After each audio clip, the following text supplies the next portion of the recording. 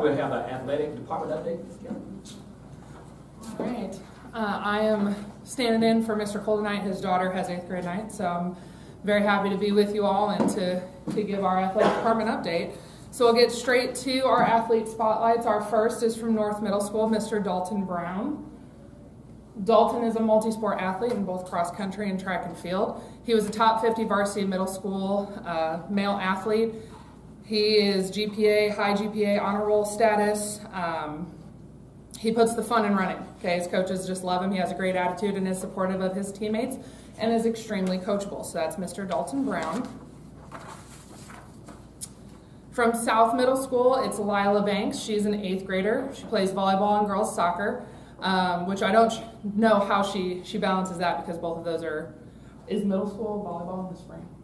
No, it's right now. It's right now. Okay. I don't do middle school, so I wasn't sure. So she's really burning the midnight oil doing both. So she was Rookie of the Year. I'm assuming her 6th grade year. She's best defense, all conference team for volleyball, and she also received the Playmaker Award for soccer. Honor roll student as well. She has compassion towards others, and good leadership qualities, and exemplary behavior. Miss Lila Banks. From FC Middle School, I think Eric might have slid this one in. It's his own daughter, Miss. She's an 8th grader and a very good girls soccer player, from what I hear. I also heard that from her dad, so take that how you will. She was the Rookie of the Year her 6th grade year in both soccer and girls basketball, MVP of the 24-25 season in girls soccer. She has unique speed and strength combination, which sets her apart from her opponents. She's also an honor roll student. Okay? I think that's a very common theme with many of our student athletes. Moving on to Huntland Middle School, we have Mr. Bryant Walker. He's also an 8th grader. He plays baseball and football. Looks like he's fairly new to football, but he received Player of the Week recently. His favorite subject is social studies, and he's also part of the Interact Club. And he says that he tries to help his teammates out, especially if they don't know something or what to do in that moment. And that's Mr. Bryant Walker. From Huntland High School, we have Miss Skylar Roberts. I'm also part of the OWLS committee, if you don't know what that is. We get together about once a year in the spring, and we talk about all of our student athletes from Franklin County High School and Huntland High School. And we basically spend, what is it, Coach Crabtree, about 4 hours 4 hours just bragging on all of our kids, and I will say Miss Roberts, she came up a lot at our meeting this past spring, and we did end up giving her the Grit Award. She has a really unique story. Huntland did not have a girls cross-country program, and Skylar said, why? We should. And so she made it happen, and that program, you'll see later in our athletic highlights that the cross-country program at Huntland High School has grown tremendously from just a few kids to about 25 participants. So that is really special, and a lot of that has to do with Skylar and her perseverance. So we were very happy to award her with the Grit Award this past spring. She started that local run club on the side. I mean, she's just an amazing kid. Favorite subject is history. Her and I don't have that in common. So. Moving on to Franklin County High School, we kind of did a combination spotlight for the 24-25 school year. Our Franklin County High School cheer team did have the highest overall team GPA of all of our sports. It says 3.98, but when I enter those GPAs into the TSSAA website, you cannot enter GPAs above 4. So it comes out as 3.98 with averaging them at 4, but there were many, many, many cheerleaders that had above a 4.0. So we're very proud of our girls for that. And our spotlight athlete is Miss Skylar Pendergraph. She was nominated for All-American Cheer this year, and a lot of the choreography that you'll see from the cheer team this year had her hand in it. She's kind of the lead choreographer, the lead student choreographer, 4.0 plus GPA, and she actually took her sophomore year off. She wanted to do something a little bit different, so she didn't cheer last year, and Coach Fuller Boswell said she has come back her junior year stronger than ever. So very happy to have her back. And a fun fact about her, which I found very interesting, is she actually has her local minister's license. Okay, so she's very deeply involved in the community. But those are our 5 kids. Very, very proud to present those to you today. Couple of wins, lots of good things going on. North Middle School track and field Finished second in the CTC conference, and both boys and girls teams had 7 athletes ranked in the top 100. On mile split, cross country upped participation to 16 athletes, with 4 athletes running a sub 14.5, and those were male athletes and 4 female athletes running sub 18s. That's way better than I can do. I can't run. Middle school girls soccer is currently undefeated with 7 wins and 1 tie. 8? I'm talking about. All right, 8-0. Excellent on 8th grade night. South Middle School SMS football has started the season 4-1, and the volleyball team is currently ranked 2nd in district. Huntland High School football just beat Whitwell 24-14, and they're 2-1 so far this season. Girls soccer is 6-1, or they had a 6-1 win over Fayetteville. Was that City or Lincoln County? City over City. Okay. Huntland cross country has grown. We just talked about that with Miss Skylar Roberts to 25 participants, so that is very impressive. Franklin County High School cross country, boys team took first place at the Coffee County Invitational, and the girls team took 4th place at the same meet. The boys team members have all set new personal records by at least 60 to 75 seconds, which is extreme improvement, except for Mr. Jaden Smith, who is the lead runner on the team, and he has dominated all meets without setting a new PR. So we think that he will do very, very well heading into the postseason. And the girls team took 4 spots in the overall top 10 finishers at the Jamboree. And Coach Woodall reports high morale and awesome work ethic from his team. Golf is currently 11-7. We've seen a reinvigoration in our golf program. We've recently hired Grant Gibson to lead up our boys and girls team.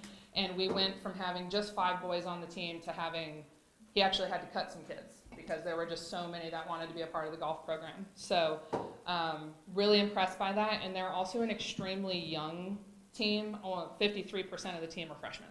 So we're going to see a lot of growth and improvement from that group of kids over the next few years. All right. This was also headed up by Mr. Cole. He worked with the city to approve some signs for our 2024 state championship girls soccer team. So you will see those around our school on Highway 41A on the bypass. All right.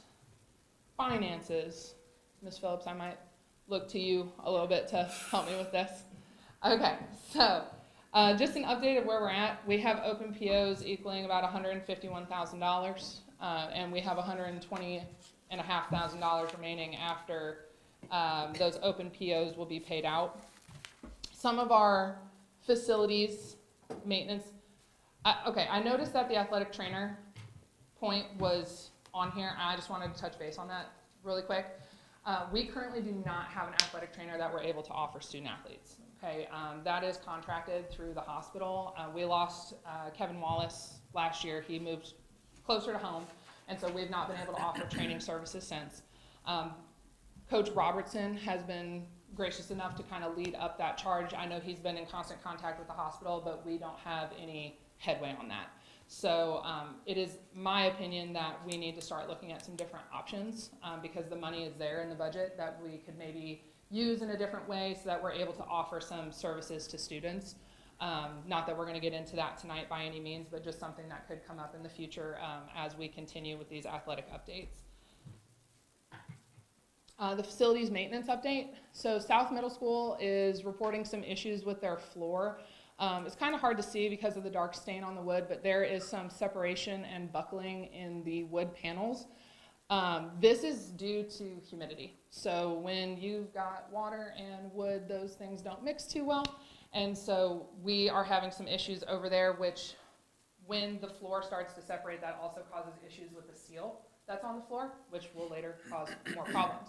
So I believe that at South and North, they are turning the air off in the evening hours, which is bringing the humidity up in the gym, and then the AC unit isn't able to catch up. That's just what I've been told. I don't work at those schools, so that's just part of this. Praters is going to be here to look at the floor when they work on Rock Creek's floor, but just an issue to be aware of.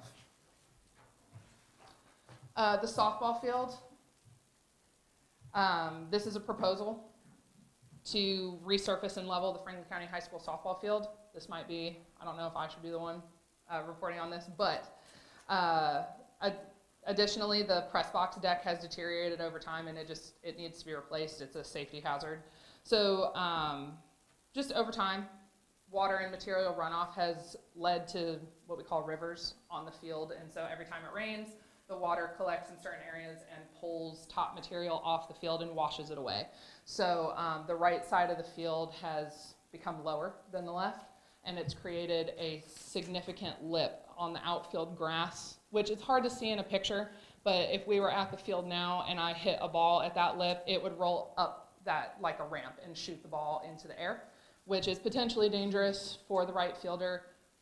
Plus, it also makes it a little bit difficult to play if the right fielder is running in for a ball and the ball gets launched over her head.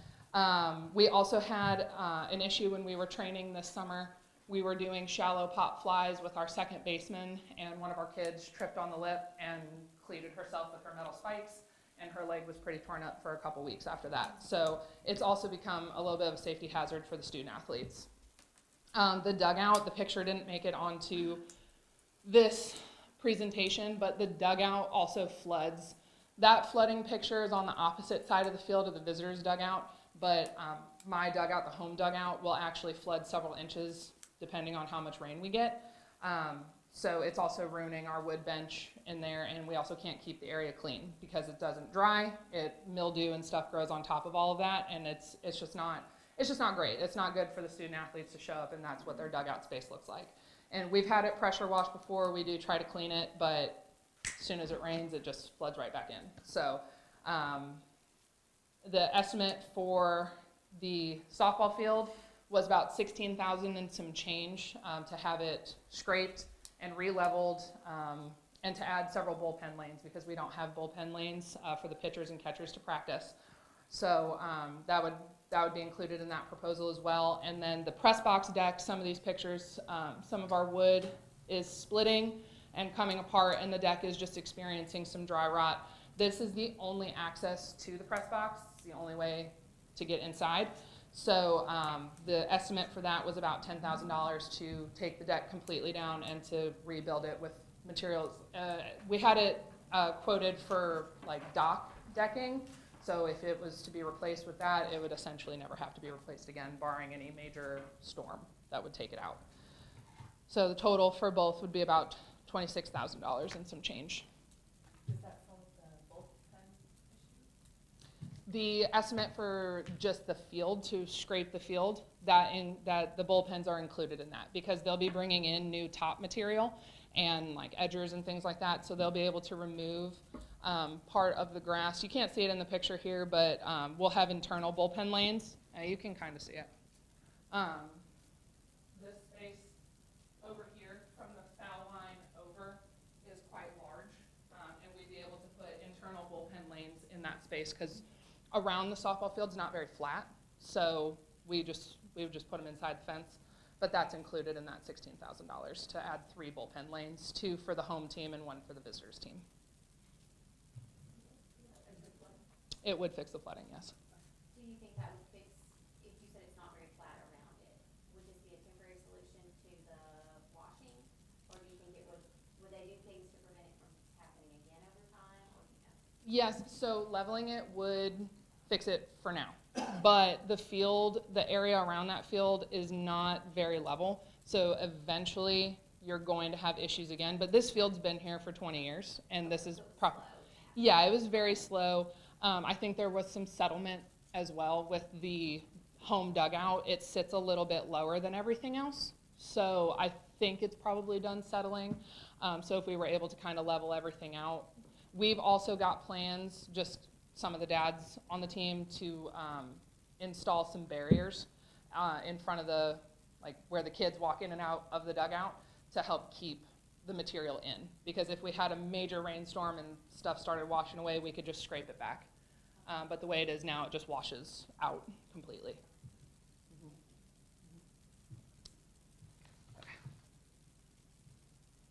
Okay, so the committee that Mr. Cole is wanting to head up, I know Mr. Williams, he spoke to you about not proposing to approve that today. just to add some more people to the committee prior to submitting that for approval. So the committee would meet at least once a month to highlight some of these issues, to bring in front of the board just to let you know how things are going with athletics and to report upon just essentially what's going on with our finances, what's going on with our teams. So we've already met several times. Obviously, we have these 2 presentations. But I think it's been very productive. As somebody who's been a part of those meetings, I think it's been really good to have athletics kind of brought forward, because I do think that there was a disconnect there before between you and us, and I think that this is remedying that. And we're all on the same team here. We want what's best for all of our student athletes, and I think that this committee would go very far to help with that. Okay, so just a little bit more with the finances. I know that finances did come up at last month's meeting.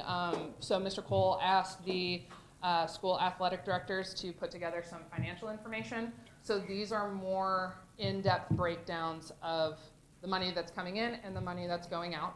So this first one is South Middle School. The next is North. Huntland is included in there, and then Franklin County High School would be the last one that's listed. I don't want to sit here and talk about the other schools. I don't know about their finances. I can read what's on the paper, but I can only give you information from Franklin County High School because that's what I deal with on a regular basis. So for Franklin County High School, we had about $218,000 of expenditure in last year, strictly from the school accounts, not including our Booster Club accounts. The Booster Club account information I did include in the information I sent to Mr. Cole. Our booster clubs brought in $167,000 last year and spent out $167,000, so they about broke even. But this is just school accounts. So $218,000 in expenditures, and then total revenue was $195,000. I just want to explain a little bit about those numbers. On the donations line, we didn't receive a ton in donations. I think our booster clubs are mostly handling those funds, but a lot of what you see with our school accounts under the donations designation are checks that booster clubs are writing to the school accounts. So for example, for softball, when I pay for tournament fees, it's just much easier to pay for that out of the school account because Miss Rebecca Jackson, she just writes a check for me and mails it to the school that we're going to play at. But I need funds in order to do that. So our booster club will usually write a check for $1,000 or $2,000 and will donate it back to my school program so that I can pay for those tournament fees. I saw that a lot when I was looking through everybody's accounts. Also, you can see here how many of our sports teams don't have a gate. That's very important. And I just also want to clarify something that came up at the last meeting about the gate fees specifically. As coaches, we are not budgeting based on what we may or may not get at the gate. That's a variable. People have to decide, hey, I'm going to go to the softball game that day, and they have to pay that $7 in order to get in. So when I'm thinking of all the things that have to be purchased for the year for my student athletes, the hotel stays or the uniforms or the travel or whatever, I'm not relying on that gate. For softball particularly, we brought in less than $4,000 in gate, but between my school account and the Booster Club account last year, we paid out over $30,000 in expenses. So while yes, the gates are great and usually can cover at least our officials, it's not something that we're using to rely upon for our budgets and for our kids. And I think, before I'm done, because I'm just rambling on and on, but the reason Mr. Cole wanted to highlight these finances is because we're in a unique situation now these days where we're almost having to recruit our own kids to have to come and play at the high school. They want to know, it's not just enough anymore to just go and play the sport. They want to know how many t-shirts they're going to get. They want to know what backpacks they're going to get, these kinds of things. And so I know it's different. I mean, it's even different from 15 years ago when I was in school. But that's kind of where we're at right now. And so part of it is what we as sports programs can offer our student athletes so that they want to come and play for us. Kids want to feel good when they come to play. They want to be able to say, oh, I'm wearing a Franklin County softball shirt today. You know, they want to be swinging new bats or, you know, playing with new shoes. Team fees as well. Ms. Phillips has that information. Today, we are charging team fees across several sports to pay for just different equipment. I know baseball in particular charges for their cleats. So that Most of it is for uniform type, warm-up gear, uniforms, cleats, backpacks, in lieu of fundraisers. yes, Is essentially what it is. yes, and most camps absolutely experiences for the kids. So but essentially, we're charging the parents for that instead of the kids having a fundraiser. Right. Yes, specifically for that, yes. But most of these items that are being paid through team fees are items that the kids are keeping. So like for softball, for example, they pay for their jerseys. So we put their name on the back, and those jerseys they keep. When they're done, we get them a shadow box and they can hang on the wall. But yes, we absolutely are charging team fees. Well, in my mind, charging a team fee is different when you're charging, like, I know I looked at baseball and they were charging $72 for cleats, and that's the only fee they have. In my mind, that is not a fee to play baseball. You're buying your equipment, cleats, you know. I don't see that as a fee. What I see as a fee, and it really can't comprehend that we would be charging for food and travel. That kind of irks me. I mean, we have line items where they're charging for food and for travel. That's just, to me, that's unacceptable.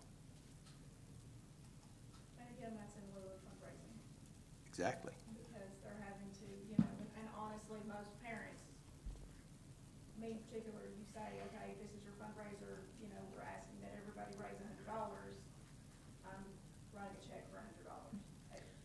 What, and my question to that, Jenny, is what happens if someone can't afford to write that $100 check? That's why I do it, because we can. Therefore, you've got those parents that are willing to and that can, and then you've got those kids that can't, and that's okay, because you've got those people that can.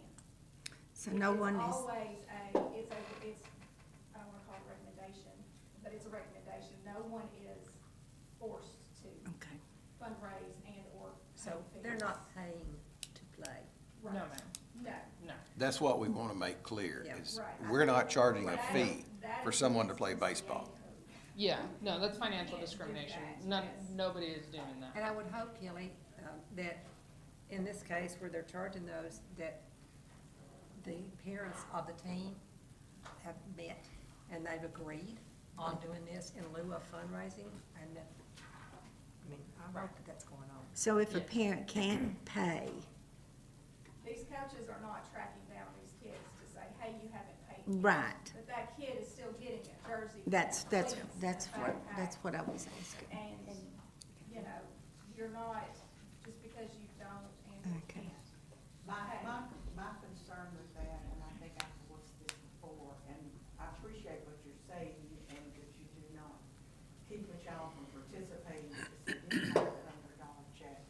But when that piece of paper goes home that says $72 needed for cleats, and it goes to that family that cannot buy the $72 pair of cleats, then does that child who might otherwise benefit greatly from participating in that sport just decide I can't do it?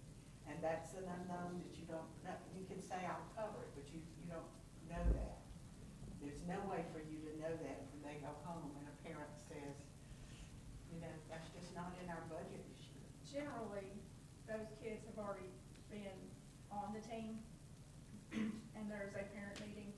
And I don't know of, at least in the sports that my children are involved in, that we have ever had a child quit after the tryouts, making the team, parent meeting, and okay, this is what we're doing this year. And again, in my experience, we've never seen a child that has not, you know, come back after a fundraiser form or a fee form has gone home.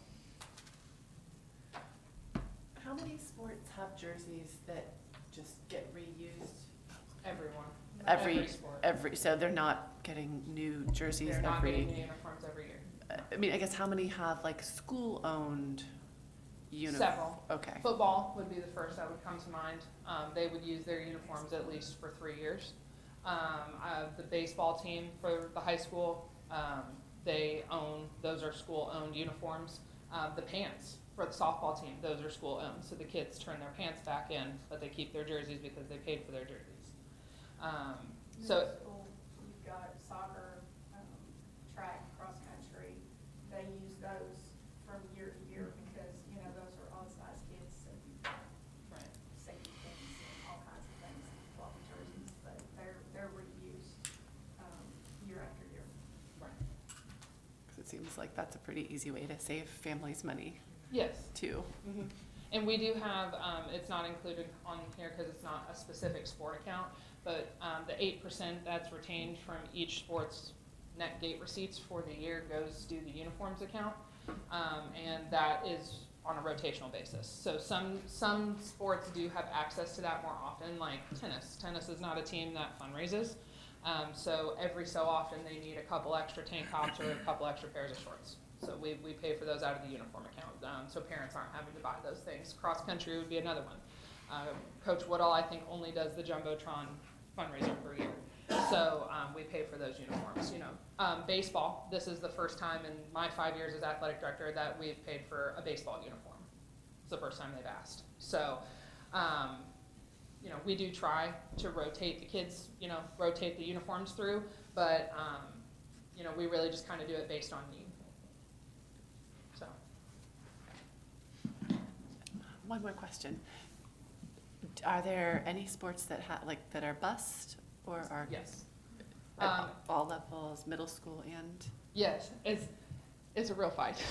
It's a real fight, yeah, to get a bus. They all put in for it. Yep. We have a shortage of bus drivers that are able to leave, particularly leave before 4. Yeah, we only have 2 drivers that can leave before 3 o'clock. So, you know, it's a struggle to find bus drivers. Yeah, and it's a large expense as well, no matter where you're going. And look, I understand that these drivers need to be paid. Absolutely, I'm all for paying these drivers because I don't know if I'd want to go sit at some random game on a Tuesday night, okay?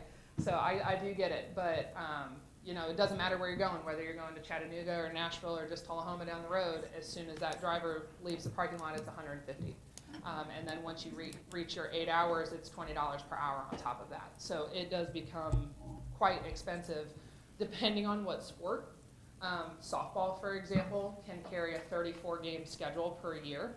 So that could be anywhere from 12 to 15 away games per year that we're paying out of our fundraised money to take a bus. So we don't always do that. Like if it's a close trip to like Tullahoma, our parents usually just pick up their own kid and take them to Tullahoma. So, and that just saves us a little bit of money here and there. I have a question, a concern about the old football field at the old high school. There doesn't seem to be any bathrooms there. And there's no, I think there is a field house, but it's full of junk. But to me, if we're gonna have teams playing there, we need a bathroom. We need to clean that field house out. Of course, it would be much cheaper to clean that out than build something. But there needs to be an area for the kids to go in if they need to use the bathroom. I understand there's plumbing problems. I understand that maybe one of the concession stands work, but one doesn't. I'm not sure about that. And, you know, if it were to come up a terrible storm real quick, how would we get those kids off of the field and where would they go? If we're going to keep that, I think attention should be paid to getting that field house cleaned out and up to par. Now, I know in the cancer walk, they have to take porta potties out there. So I'm sure that's the same thing then when these kids play ball on that field. So that issue is most definitely being addressed by Mr. Clark. Okay. And I will get with Mr. Clark, because he is constantly working on that. It has not been negated by any shape, form, or fashion. The restrooms do work, but after a period of time, then it causes a backup because because of of the plumbing, the plumbing, way and that the- it goes uphill rather than downhill. Right.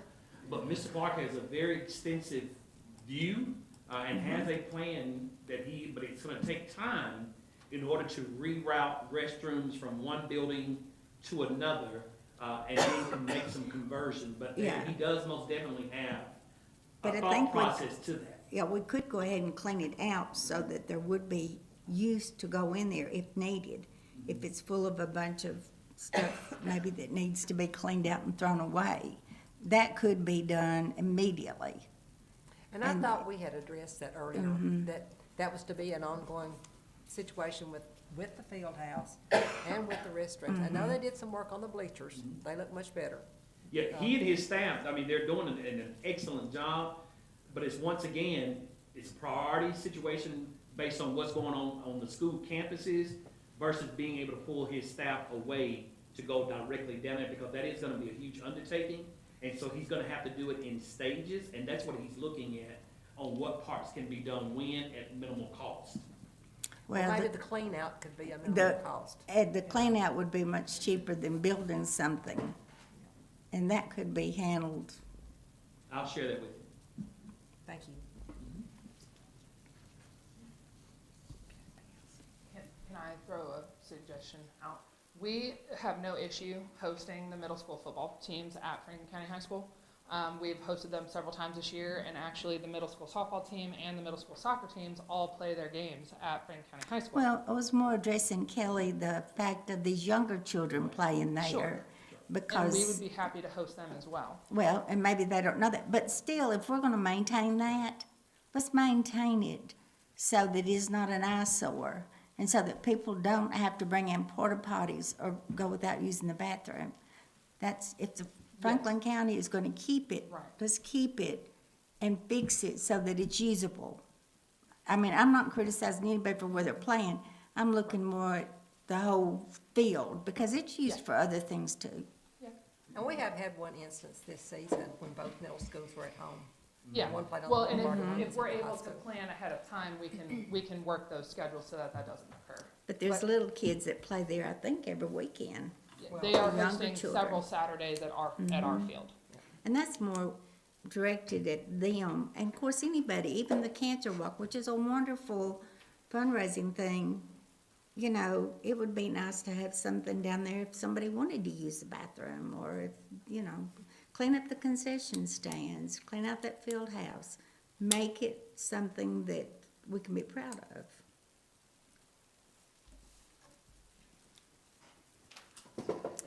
Concession stands, do the funds from those go directly to booster clubs? Yes. Are You- they it all depends. sponsored by booster clubs? Yes, ma'am. Yes. Depends on the school. All, yes. Well, I was wondering. For Franklin County High School, yes. The only sport that does not benefit from their concessions is football. The band receives the football game concessions, but everybody else retains their concession fund. But yes, that does go to boosters. Okay, what other school are you thinking? Huntland does not operate that way. They have different teams get different concessions from different events because they can't work. The football players can't work the football concession stand, so they rotate it around. But yeah, they don't, That goes to the booster clubs, does it not? it goes to the athletic, it doesn't go to a booster club. Some go into, some use their school account, there is one that uses their booster club to purchase, but most of them go into the school account. The booster club's a different thing, not necessarily tied to the school physically, is it? I mean, isn't it a group of parents who form a club? It just depends on how it's formed and Okay. how it's worded. Good job. Thank you, Kelly. Thank you, Ms. Kennedy. All right, project updates, as you can see on there, each board meeting, Mr. Clark sends and shares with us the progress of what's going on. As you can see, from the first one, the Rock Creek roof is complete. Final inspection is scheduled this week. and then they will then start doing the final trim metal around the top of the roof. And then at Townsend, there were additional bleachers purchased for the elementary basketball. And then, so you can see, based on his new accountability program that he has, each of those slides shows the number of work orders that are being complete, which schools they're being complete. And then the other thing that's a plus for the district is he can see the cost analysis, so that when it does come budget time, we can see where dollars will need to be allocated, particularly as you're trying to upkeep 11 buildings, the costs that are associated there within, and therefore will give a driving piece to how he, when we look at the budget, how those dollars need to be allocated. Question. So we saw pictures and heard about the floor of the gym at South and probably North. And I know that sort of over the year we heard things about the temperature in schools and how kids needed coats because the train temperatures, and so it's kind of related to this. How can we manage the temperature so that we do right by our kids and our buildings? Because it doesn't do us any good to be like, we're following their plan if it wrecks our floor and keeps the gym out of commission. And so Mr. Robinson has been working with, once again, with Mr. Clark. Mr. Clark has made some adjustments to the temperature in those particular, in the areas of the gym because of this particular area that they've noticed. Mr. Robinson did go out to review and then reported back that though it's an issue, it's not as severe as they thought, but they're having Prater to come out immediately to give it attention. So they have made some adjustments. Ms. Clark has made many adjustments based on the train contractual agreement with the board, based on the temperatures and what the gauges in which they can go up and down. So those adjustments have been made, just knowing as a board that because those adjustments are made, then the savings, cost savings will vary.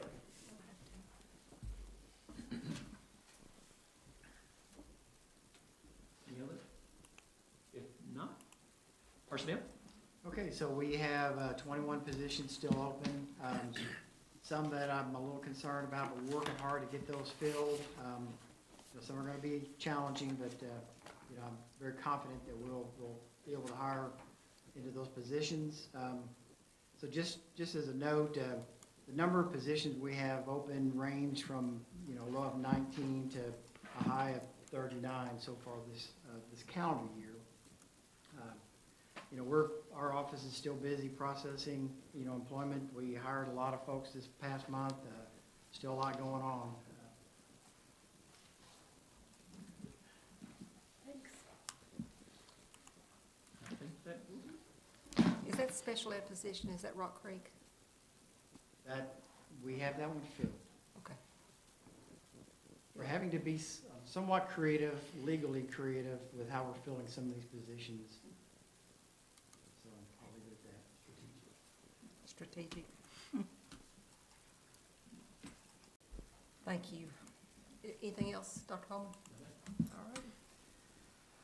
That takes us to section H, which is our legislative update. Ms. Sarah? there's not really much to report. Things are pretty quiet. Let's see, just sharing another change in a public chapter about sort of virtual schools not requiring all the same things.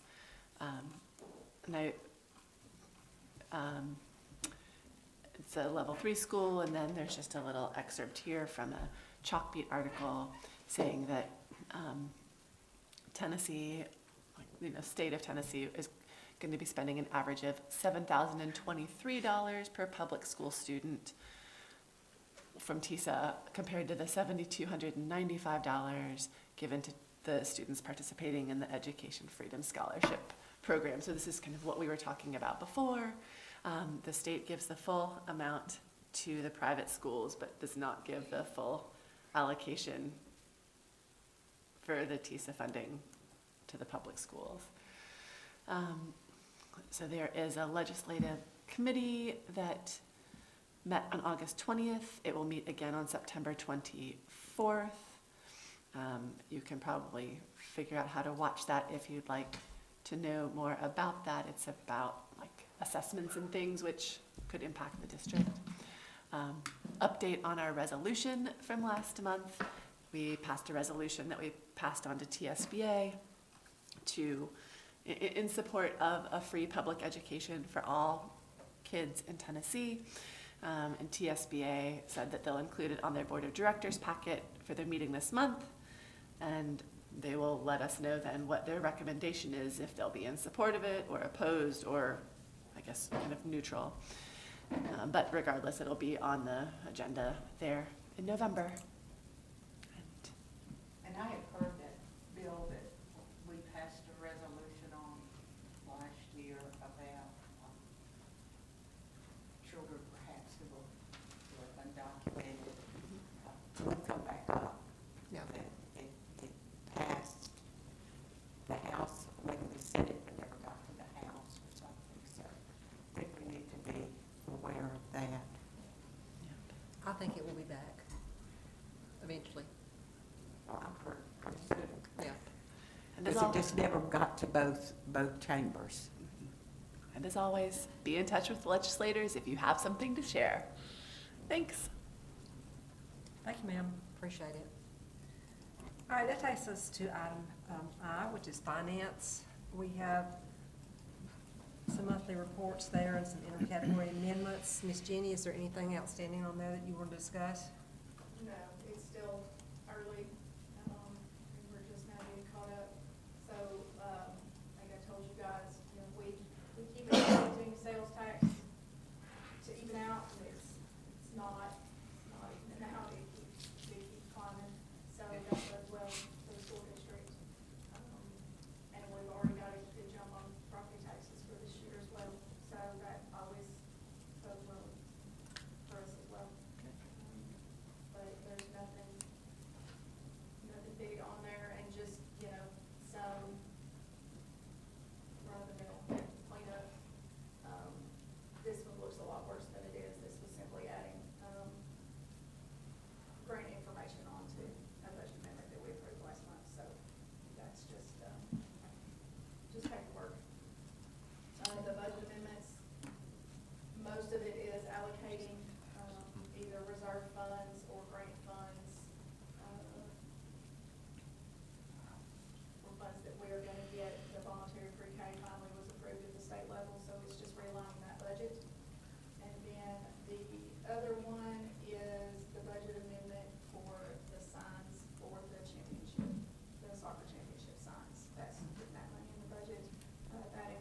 That material is ordered. It should be, delivered to the highway department this week, and they will be building those signs for us. So hopefully, very, very quickly, we will see those out on the road. Good. Make a motion to receive and file the July and August 2025 monthly reports, and then the August 2025 intercategory amendment, followed by a motion to approve the September 2025 GP budget amendment 1 and 2. So we have a motion to receive and file, as well as a motion to approve the budget amendments. I guess we can do those together. We have a motion, we need a second. Second. Do Oh, you want them Is to that- be do done at least- separately? Do it twice at least, yeah. Okay, let's do the Okay? receive and file. Yeah. Second. All right. And that, we don't have to vote on that, correct? No. Yeah. All right, now on the amendment, you have a motion Make the to motion. approve? Second. Are you still- a second by Ms. Roberts.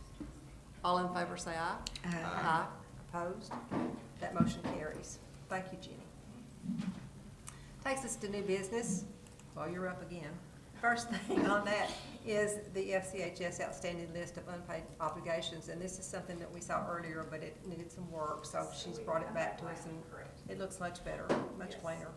Yes, they did, again, with the change of guard and new people, there was some confusion on when to submit and issue purchase orders, which is why it's a little longer and a lot more round numbers than we necessarily like to see for open purchase orders, but that's okay, we will. But that has been addressed, right? I Yes, mean, yes. okay. And that was just an FYI. Correct, that's All right. All right, let's move on to approval of the sports fees. In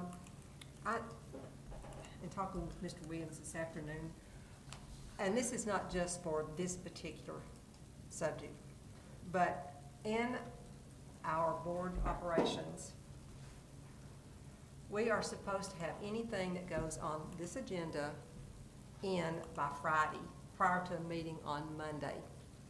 It's a 3-day, that's what it amounts to. So I'm using a Friday for a Monday, but it's 3 days either way you look at it. And when you're looking at things that you're gonna have to vote on, and you're not getting information until afternoon on the day that you're supposed to meet and vote, that's against board policy. So I'm not picking on this, but this particular thing is gonna have to go, it's gonna have to roll to our next board meeting. And it's not just this, there's other things, other information that's coming in late, and it's coming in on a regular basis late. And Miss Patty, I don't know how many different times she redoes the agenda, and I typically by noon look at mine and run it off and sit down and go through it and work through it. And then I get a note that says, oh, you better run your agenda again because there's been a lot of stuff added. So we need to stop doing that. We need to get things in on time so that everybody has a fair opportunity to look over it and to read about it, discuss it, do whatever they need to do to make an educated decision about what to do. Thank you for that. I'm not picking on anybody, but that is board policy. So with that being said, we'll roll this to next month, okay? Does anybody have an objection on that? Okay. All right, that takes us to item 3, which is approval and acceptance of a donation for the FCHS Automotive Collision and Repair Program, and that is from Nissan. And we're very grateful that they continue to support us in that way, and I think it gives the kids a really great opportunity to learn hands-on because of their generosity.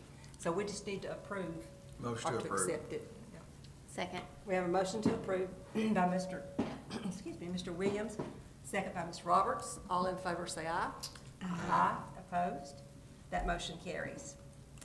Item 4 is request for permission for construction site of the Huntland Barn project. I guess, Ms. Suzanne, would you like, you and Ms. Crabtree like to address that for us, please? Yes, ma'am. And Mr. Walker? Mr. Walker. We'll take all. I'll just do the introductions. All right. Good evening. The property that the school board has owned across the street from the Huntland football field, I think it was intended originally for a soccer field, but had been a sawmill and was inappropriate for a soccer field to be made from that. Also has a corner for a wetland. We discovered that it can be used for agricultural purposes. And so Ms. Mitchell's going to talk to you a little bit about the money that we have that will cover that. The Huntland Barn can present a lot of areas. Our agriculture program is our largest club. I think we have in the neighborhoods of 85 to 100 students involved in our agriculture program. We are constant state competitors and national competitors in that field. And we have seen quite a few things that can add for our students, our elementary students, as well as our middle and high school students by being able to add this barn and having animals that our students can handle and learn to do lots of different things with it. I'm going to give it to them to talk money for a minute, but I just want to let you know that Huntland School is excited if we're able to do this, to bring it to our elementary through high school students and what that might bring in their experience at school. Ms. Mitchell. So the land that we're looking at is at Line Avenue and Gore Street. So if you're not familiar with Huntland, that where it says 3.00 there on the left hand, that's where the school is. So it is down the road and across the street kind of from the football field. So that's kind of looking at what land we're looking at. And then if you look at your right-hand picture, see the little bitty kind of square over there in the far right-hand corner? Go up, Lori. Up and to the right. Your other right, Lord. You're on the right. That's where our barn will be. So that is what we have worked with Mr. Tim Little. He's here tonight with OLG Engineering. If you have any specific questions about the structure, he would be the one to answer that, but we appreciate him coming tonight and being here to support us. We were not sure. This land was bought in 2015. It had not been used. And there were some things done in 2017, and it had still kind of stayed. We weren't sure what we could or couldn't do. So we reached out to Mr. Little to get him to help us, because we made several phone calls to several people, and it was always, you need to call somebody else. So thank goodness for Mr. Little to step in and help us with that. So just a little bit of the barn. You saw what the front would look like, kind of. So this was where we met the other day and made some changes.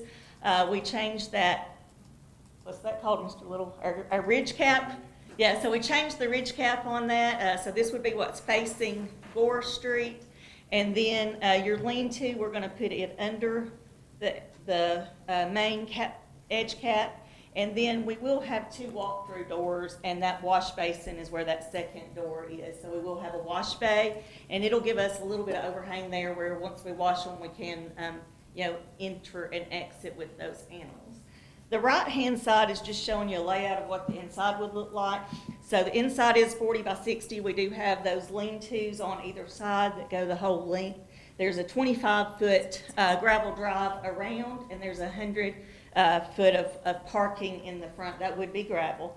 So we have 6 stalls. We're going to have a chicken coop, a large multi-purpose stall. So if we had maybe something that was giving birth or something, that would be a larger area if needed for that.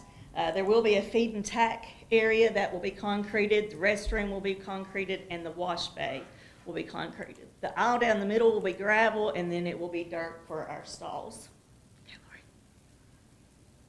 All right, so funding. What's it going to cost us? This has been written into our ISM grant to pay for this since February of 2023. It has been written and approved in E-Plan since then. Like I said, it has taken us a while. There's been a lot of research have to go on to find out what we can and what we cannot do. I have been in touch with Heather Morgan and VR Williams to check what our insurance would be. So that would be about $300 to $500 per year. Water would probably be about $95 a year. The minimum on water is $45. That's just have the tap. We're going to be running some water. And then electricity, the absolute minimum for that is $33, and so we're thinking maybe $75. So we're looking at about $2,600 a year would be what we're thinking on expenses. I know that ISM and TISA, that CTE classes is not a spending formula, but last year Huntland did generate about $314,000 through TISA funds. So at this time, Mr. Walker is going to inform you of what we hope to do with this. Okay, I'll keep it brief. The benefits of an ag barn. It's hands-on. There's nothing better than that, and everybody knows that in education. To put this piece together in the agriculture classroom with livestock, with animals, it's kind of the missing piece, I guess, if you want to call it that, in agriculture. You don't get this every day. This is an opportunity I've been looking for 21 years to actually put this. You can talk about an animal as much as you want to. You can put a slide on a screen as much as you want to, but it's not like having that live animal there. So the hands-on learning part, the community impact, Huntland is an ag community. Everybody knows that. They're ready to get behind this. I'll go ahead and tell you. I've kept my story short with them at this point, just to make sure that this is going through and everything as we go through this, but they are ready to support this. I have talked with people about even with the animals, being able to donate them to start with, even feeding them, because I mean, that's obviously a problem too. People are ready to donate for this, especially to start it to where it will self-sustain itself, hopefully eventually, you know, with animals in and out. Integration of academics, it's limitless to where we can bring in, like I said, our elementary, middle school to bring in with this and be able to go with both of that and have all of that math and science and everything to come together with one with, like I said, all that hands-on learning. So that's kind of what my idea is. If you have questions, I'll try my best to answer them. I think I that's love this wonderful. idea. I do, Yeah. yeah. I do have a couple of questions. Yes. So you mentioned donating the animals. So would the school then own the animals? How does that work from a liability and financial Yes, they would standpoint? be a program owned. Okay. It would be no different from, say, if you had a small, like a lot of schools, they have small, a lot of schools have these, but they have small Okay. animal labs. Perfect. And it's no different from owning a gerbil, it's just Gotcha. bigger. Gotcha. Okay. Good. And you answered another question. Are there other school programs that you've looked at that you're basing this on or getting ideas from? Yes, Great. I have looked at a bunch. Miss Mitchell has went through and she's seen a bunch of these also. Great. There's a lot of these going, there's been, these barns have been existing in West Tennessee for a long time. Okay. There's a whole lot of programs out there that have had these for probably 30, 40, 50 years. Perfect. Middle Tennessee is starting to see those in ag education with the ISM money and things. You're starting to see more and more of those come up as they come. So, but yes, I have been looking at these and Does- I based a lot of this off of that. Does your program run through the summer? I know some ag It programs does. do. I So don't that know would extended cover contract, summer so, care for the yes. animals too. Perfect. Thank you. I think it's a great idea. It will allow for those student ag experiences and a work-based learning. So we really Perfect. strive or have a difficult time with the Industry 4.0 at Huntland, and so that'll open the door for some. Right. So they can get their summer work. Great. You mentioned that that it's across the road.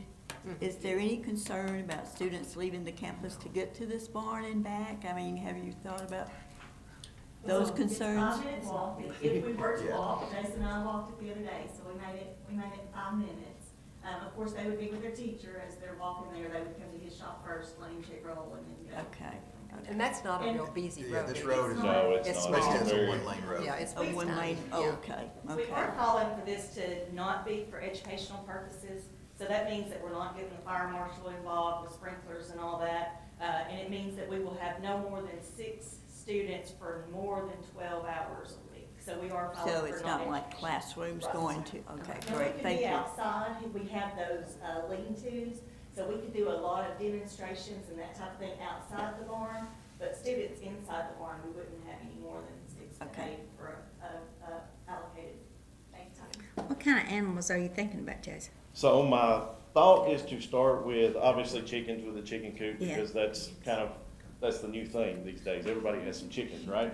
Well, they And, need 'em. start with that, and we're gonna start with like goats and maybe a couple of cows or something like that. We'll start there, and obviously this is gonna be a build into, like anything else. That's wonderful. But the goats, they're a lot more manageable, they're easier Mm-hmm. and everything. 1 or 2 cows, or bring her in as a heifer or something like that and raise her up just so they get that experience. Nothing like, we're not putting a 100-feeder cattle on 6 acres of land here or anything like that, so. Good. But just to give them that. We are selling eggs. That could But that run is your my idea program. to start with, is to start with that, and then we'll move from there. Is ag engineering boys will fence Mhm. the land? That's great. That's great. We'll have a pasture out front for that, so just always look. If you like to look at York Institute in Jamestown, they have a wonderful program, and we've done a lot of looking at York. The area is very similar to ours, so you can kind of see what our goals are. Make a Wonderful. motion to approve the Huntland Ag Barn project. Second. We have a motion to approve the project by Mr. Williams, a second by Ms. Schultz. All in favor, say aye. Aye. Opposed?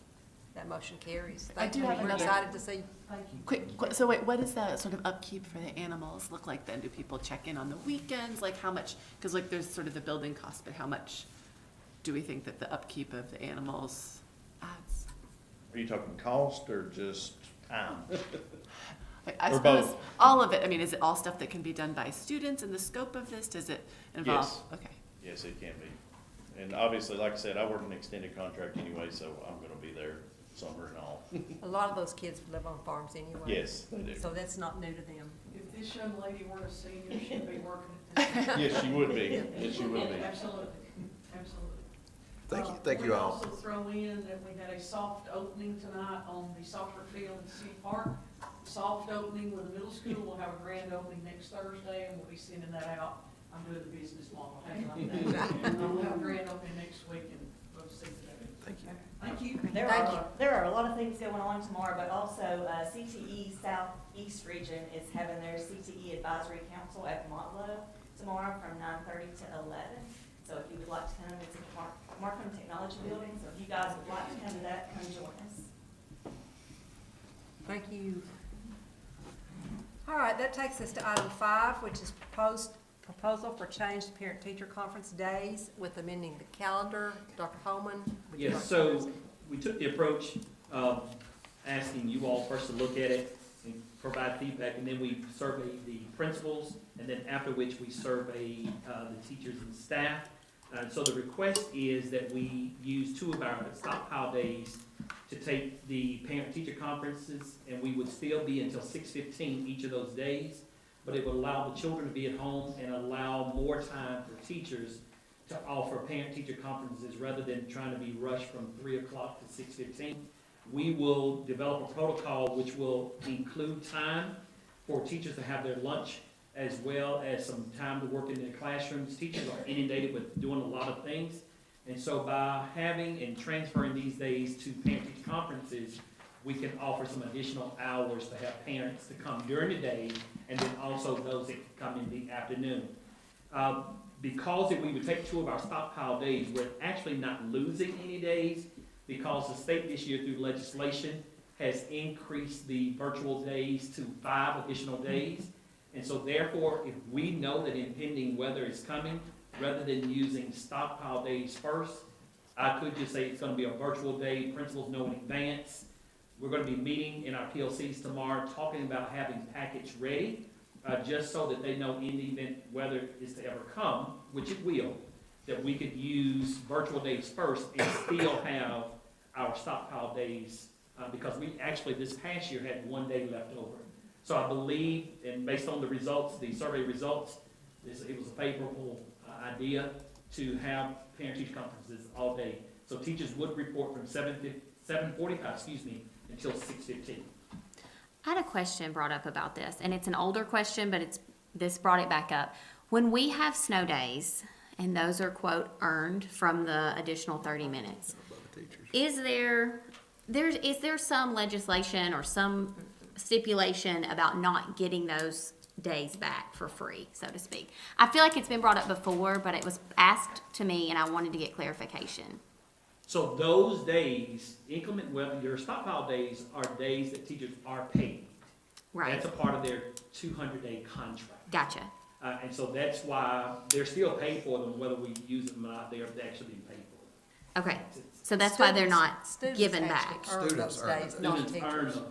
Not the teachers. Okay, the teachers are paid for them. Okay, I knew there was a reason, but I wasn't clear on it, and I wanted to get clarification. Okay, thank you. We'd be required to go to 2:30, but we go extra. That's right. That students go extra. Okay. Teachers' contracts. Teachers are already say- Contracts are required. already That's done. Say to 3:15. Okay, I knew there was something, but I just wanted some clarification. Thank you. Yes. Okay.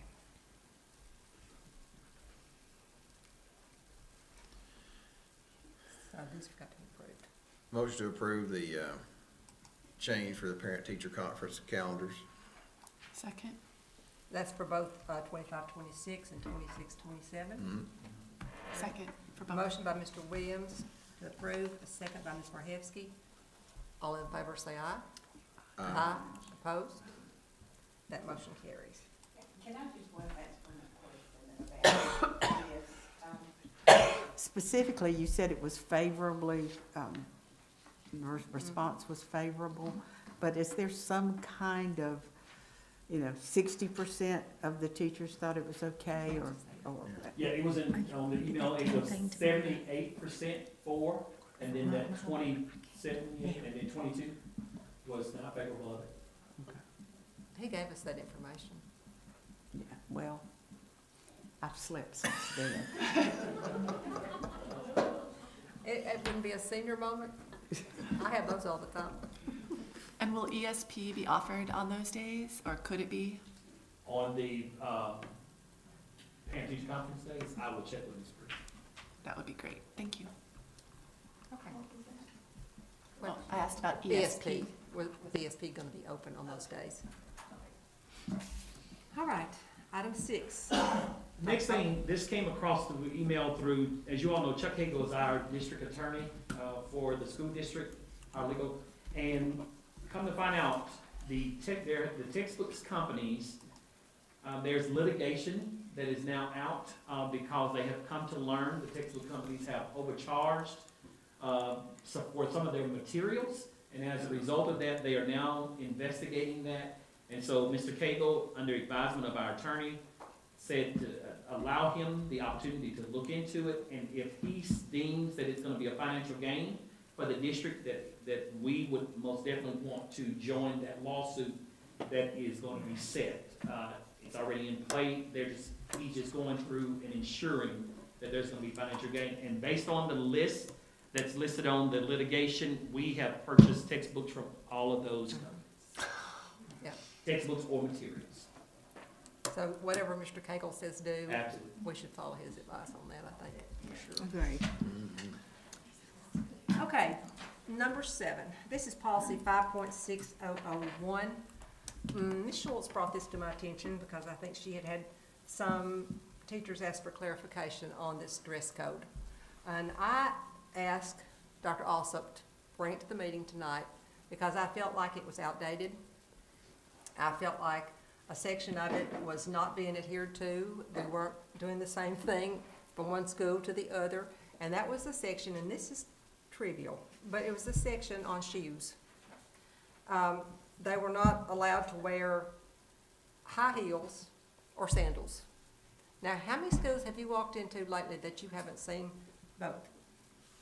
I mean, I just think that's outdated. So, You know, I think if we're gonna look at dress code for personnel, I have a lot of issues with this policy and issues with any changes that are in it. I think it needs to be revisited. I think that Dr. Alsop and the Education Association and others can put their heads together and maybe come up with something. I can share my personal experience as a school administrator many years ago. And when you start being very specific about what kind of shoes and how long your dress is, and you're asking for trouble. You are asking for trouble. I think this one slants toward discrimination against female employees, and I would be real careful with that. And there are things that are not addressed that may be offensive to some and are not to others. I think a total revisit of this before we approve any kind of change to it is what I would recommend. that is the reason I asked that we strike that, because I thought that's very specific and it's outdated. And I think he also added the section with the leggings, as long Right, as they're so- covered, the length is appropriate for the top. So we have a policy review committee, and, you know, I don't want to leave them out. When the board is going to Right. look at policy, I want to get their feedback on all of them. And so the leggings was something that the building principals brought to my attention that they wanted addressed and put in the policy. So this came from them. And I wouldn't care if it was a man or a woman. I don't really want to see anybody's butt, you know. I don't think our kids need to be forced to see it either. So, And I may not like green hair. yeah, or that's purple true. hair. I mean, I just think we need to take a really close look at this denim jeans. So if they are jean style but not made from denim, if they are dress jeans that have a crisp, crisply ironed and there's a matching suit jacket to go with it, I just think we really need to be careful about, and is that denim jean for men and women or just for women? And what Well, about does it- shirts? it There's doesn't something say about that. t-shirts, but can women not have to be really careful with their t-shirts, but do men need collared shirts? And it goes on and on and on. I just think it needs a revisit No. and brought up to date, and you're correct, Oh. Joe, it is outdated. There are a lot of things in there now. Leggings, I think for our student dress code policy, we ask that the top be of a certain length. And you know, I'm gonna tell you, leggings on somebody who is 25 years old and weighs 120 pounds is a whole lot cuter than somebody who's on 55 years old and weighs 200 pounds. So I just think when you start getting into specifics, you're asking for trouble. All We right, I didn't put a think- weight limit on here now. No. And I think. That is discrimination. I mean, if. We didn't say if you look good in them, you can wear them. If they're gonna wear a dress, and it has to be the length, it says knee length or longer over the leggings, I'd rather see them with the leggings on as the leggings off. If you're gonna be an elementary school teacher and you're down on the floor with kids and you're moving around, you know, I can see where that's, And the other Men thing or that women. I read in it, and I really haven't, Lance. I just encountered this today and kind of did like that. But the other thing I saw was that where exceptions were made for PE teachers. But they didn't make any exceptions in there for what a preschool teacher might need to be appropriately wearing to be crawling around on the floor. that's what I was talking about. With 3-year-olds or 4-year-olds. So I just think, send it back, get some good input. I would be, that when you start adding the real specific things, you're asking for trouble. I personally, he as actually an took it out. administrator, That's what I thought. covered with appropriate for the school day and for the class size, and that the administrator in the building would have the authority to address something that came to school that would disrupt the educational process, and that's what all of this is about. Well, and I think to Dr. Alsop's point, that's the discussion, when principals are concerned that they're with issues of how their employees are coming to school, and they're bringing that to our attention, and then he brings it to the review boards, the policy review team, for them to discuss it. I do believe that it's important that a lot of consideration be given to what our principals are asking to be done. Because yes, you have people that are moving around in the floor, but yes, you also have high school students. If a teacher were to walk in with a dress that's up to the hip, you know, it doesn't take but one lean, and then you have visuals. And so those types of things, when principals bring that to people's attention, That's a good one. I think it's important that it be addressed. Yeah. My question would be, as a principal of a school, could that not be handled privately and respectfully if there's one situation or one ongoing situation without having a policy that backs you into a corner? And that's what concerns me about this. It backs you into a corner, and leggings are acceptable provided they're worn with the top dress or sweater that offers adequate coverage. That could be different depending on the height of the person. I just think when you get too specific, you're asking for issues. Well, if it's knee length or longer, I mean, that's it. Would you tell us again who's I on your would. committee? Wait just a minute. Tell them who's on. All the building principals, actually all the administrators are on committee, so I get a lot of good feedback on these policies. So when you bring this information to us, it's coming from the administrators in the buildings? All 11 administrators, all 11 administrators. And the assistant principals, and the central office administrator too. Well, we've got a few principals in our audience tonight. Ms. Crabtree, Ms. Young, what are y'all's thoughts on this? Or is there an issue where men are wearing leggings and not long enough sweaters, you know?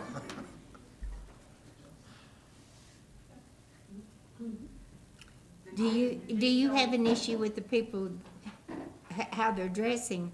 Do you ask them about that or talk to them about it?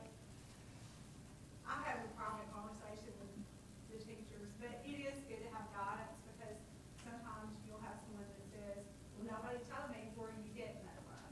Exactly. So I always say, your policy There says. That's You know, it. so if you have a good outline of something to go by, and, you know, there are different interpretations of that about the leggings, but, you know, it just makes sense. You want the behind covered. Right. You know. Is that a problem at your school? I've had a couple of issues I've had to address at the end of last year. And my other question would be jeans on Friday. Is that something that's being Right now? reinforced throughout? I'm okay. We only wear jeans on Friday unless you earn a jean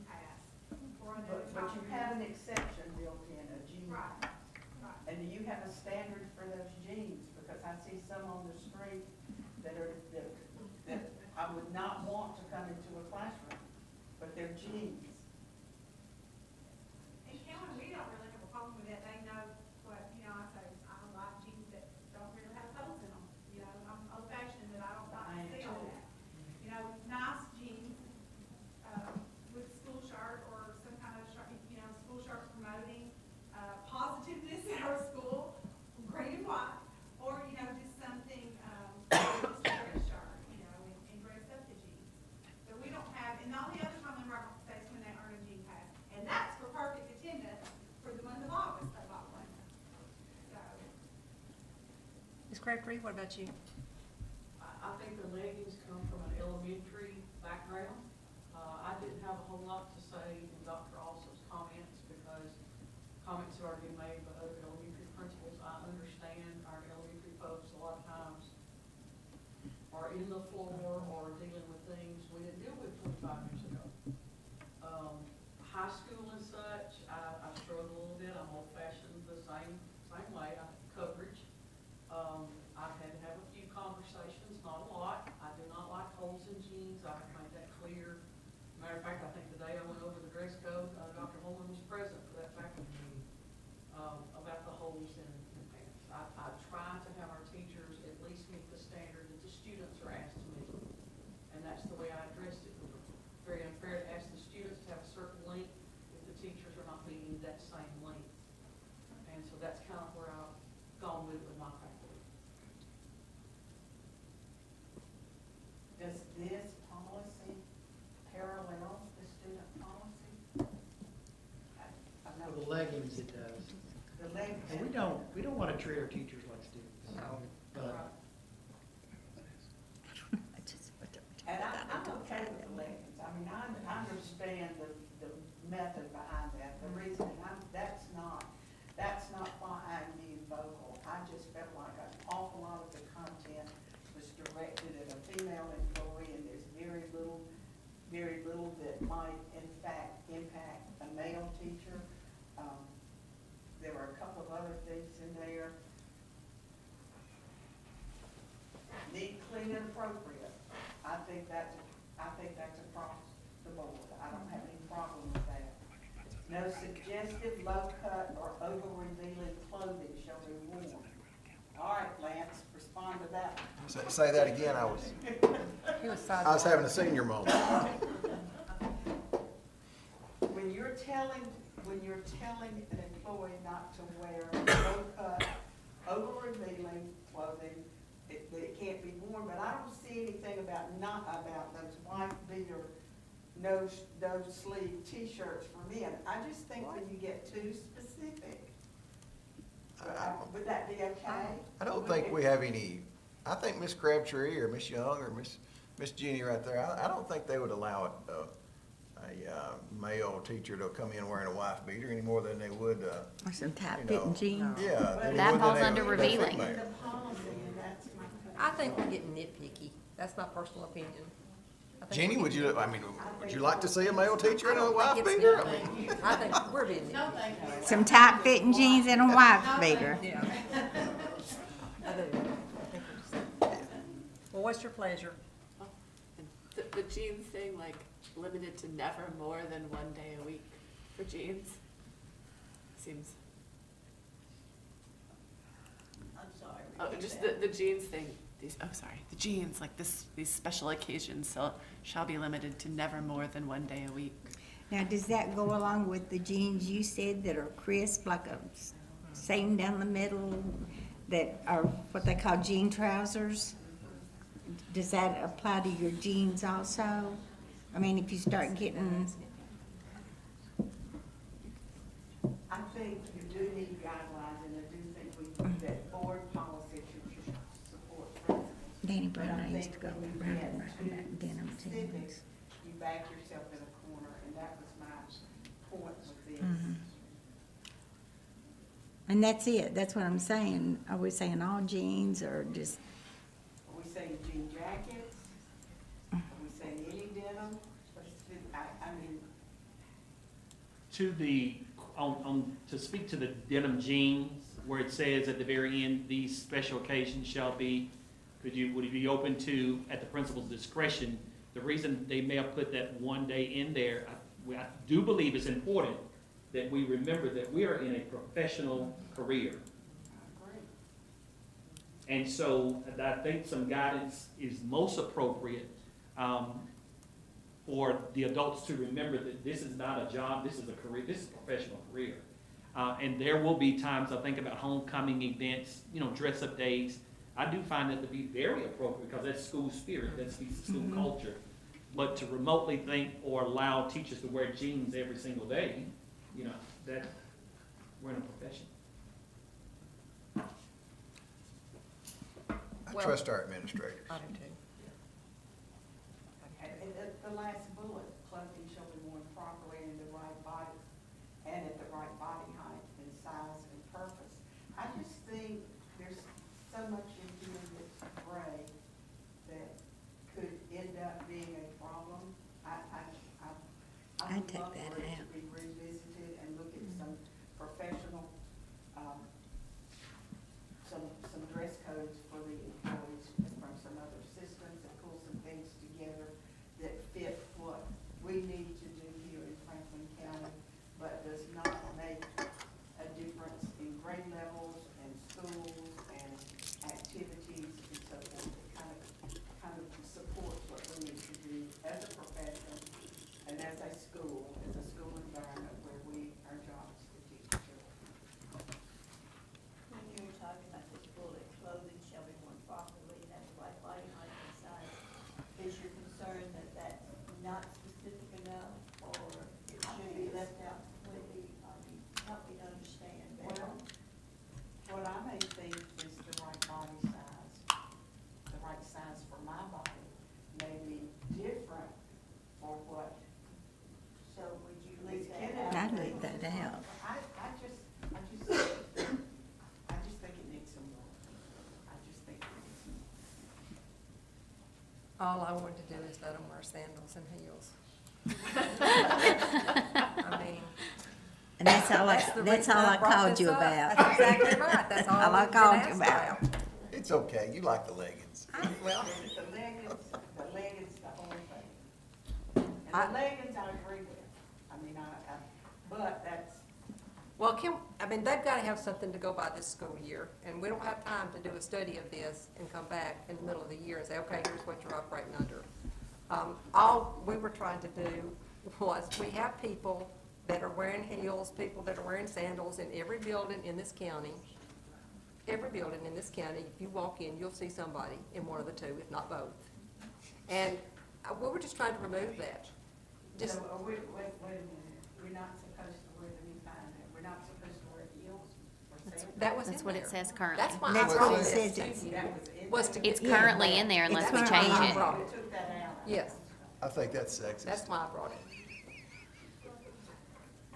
So, But you took it out because we don't want people to wear them? No, we say it's No. okay. Allows it. What they were saying is that they were being told they couldn't wear sandals. Or heels. Or high heels, and what the person that called me was concerned, because who doesn't wear sandals? I mean, who doesn't wear high heels if that's your thing? And so, People on the cowboy boot and high heels? I'm just telling you. I'm not That's just why we looking took at a high high heels. heel on a Sarah, I think woman. that's different. that's why we took high heels out. Heels are not mentioned at all. They're not mentioned. That's why we brought this in here. Is we got rid of heels and we got rid of the sandals. And they can wear both at their discretion. They can't wear flip-flops. No rubber But they flip-flops, can beach wear flip-flops. tennis shoes. Let's strike line 26 and approve it. What do y'all think of that? I love it. I think that's what Let's we do it. need to do, take it Sarah? out. In how it is written now, I will not approve it, but that's okay. The board can approve it without my vote on that. Okay. I still think it needs to be brought up to date for 2025, 2026, and if we need to study it, we need to study it. Well, motion to strike line 26 and then approve the updated policy. Second. We have a motion by Mr. Williams to strike line 26 and to approve the changes that Dr. Olson brought to us. We have a second by Ms. Roberts. Yes. All in favor say aye. Aye. Opposed? Opposed? That motion carries. So now they can wear high heels and sandals if they want to, Yes. right? Yes. And tennis shoes in, not flip-flops. But it adds those two Yeah. footwear options. Yes. It takes out the, And jeans with holes. no jeans with holes. No, it says it. No. It's in there. Just read it. Let's see where we are. We ready for a motion? Oh, we are. I want to remind, yeah, we're ready for a motion, but I want to remind everybody, I tried to work out the situation with the school committee meeting with us early today, and that didn't work out. So the school committee meeting is still scheduled for tomorrow afternoon at 5:30, and it is at the annex. It shouldn't be very long. Dr. Holman has a list of the things that they want to hear about, and it should move right along. So if you can come, please do. If not, we'll understand. So. Also, Thursday night is the district school board meeting. I think most of us chose to go to Chattanooga this time. So be aware that they're an hour ahead of us. And there's others on there that you can read as well as I can. So we'll entertain a motion to adjourn. May I ask one thing? Hmm? It's just that, I think about this time of year, are we not supposed to be looking at our strategic plan? And I think we got a nice update tonight on, the building and the maintenance, but there's some other components of that. And I'm wondering if some kind of study group where we could really take that apart and look at it and see. As I glanced at it in the last few days, there's a whole section on technology. And I know when we originally included technology in the strategic plan, we were trying to get Chromebooks in everybody's hands and so, but where have we come from that? Where are we now? And what would our vision be for the future if we're gonna leave that as one of the key components of the strategic plan? So I'm just asking for, I think we discussed doing a workshop to a take that workshop apart. is what I'm asking Yeah. for. I think we just need to find a time when everybody can meet. You know, we've got a lot going on this week.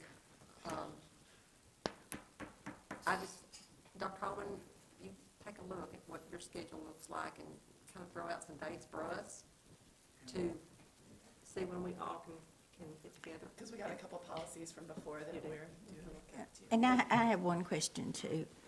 If a teacher wants to leave school during that day to go to another school to talk to their teacher child, would that be possible? Yes, we're gonna that's gonna be Okay, part of the protocol, okay, that they're gonna be allotted, that's why we wanna protect some time. Right. For those teachers that have children, to be able to go to their Okay. child's school, and it won't interfere with them having to meet with any teachers. I attended with Sandy, Grundy County meeting, and they have their workshop, and then they have their meeting. Is that something we could consider? We could look at that, I mean, absolutely. I know it might affect You. Lance, but, We've done that before. We have. we could have our workshop after we have our meeting, if it, I'll be exhausted by then. but that's how they always do theirs. yeah, I found that interesting. That was quite an interesting meeting, anyway. Motion to adjourn. Second.